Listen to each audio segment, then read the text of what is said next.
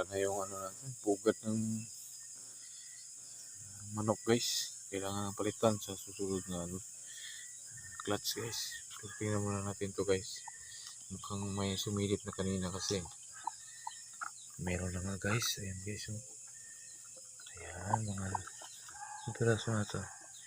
5 na ata, oh 5. 5 na yung hindi, oh. Ayan pa, may mapipisa na to guys. Ayan guys, oh. Lapit na guys, oh. So, tanggalin na natin yung ano, napisa na. Tapos natin yun guys.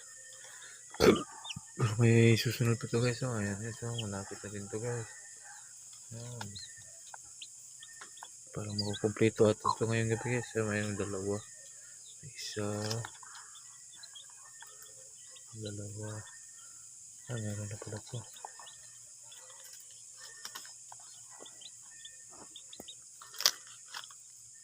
Anim na piraso na pala to guys. Ayan. Meron pa pala dito. Nagtago. Ayan. Ayan guys. Diba? Isa na lang hindi na ano guys. So ayan. May bago na naman tayong halagaan guys.